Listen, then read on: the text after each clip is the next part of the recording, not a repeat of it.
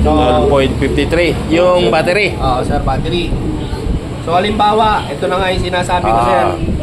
Papakita ko lang sa inyo kung bakit siya nagkakaroon ng problema yung diagnostic kapag naikabit to. Sir, pahawak ako. Kakabit ko lang sir, tingnan mo kung magkaka-reading. 11.6. So ibig sabihin, kapag ito natikit mo sa negative, grounded.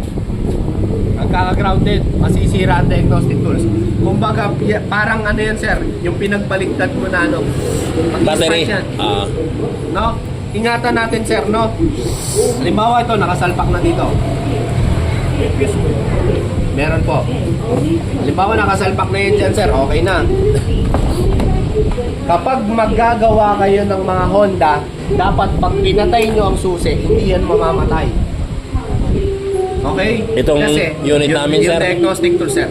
Bakit? May calibration si Honda or yung tinatawag na ECM wait lang. Ano yan? Diagnosis ECM reset. Yan. All models ECM reset. Pakita ko lang sa inyo sa clip, sir.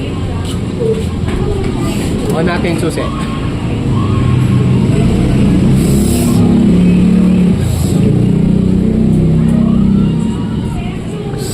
Establish the communication. Yan. Dito kayo pupunta sa configuration. Di ba? Okay na yun, sir.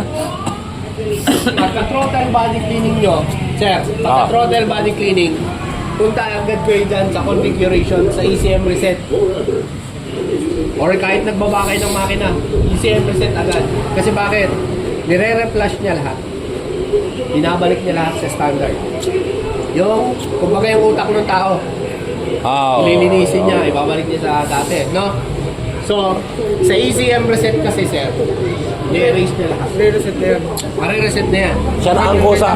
Hindi, pipindutin mo siya, siyempre lang. Sir, no? Ito yan, sir, no? Pag nag-ECM reset ka, establish the communication with the ECU. Kaya dapat hindi mamamatay ito. Kasi tignan nyo, sir, ha? Yan.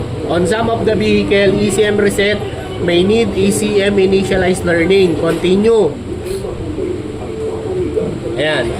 To reset ECU completely, turn the ignition switch off. Patayin. Na dapat hindi mamamatay ito. Yung unit. Yes po. Yun yung purpose kaya ginagamit natin si cable. Pero kung diagnose ka lang, pwede kahit wala na to. Then on. Para mag-complete na siya.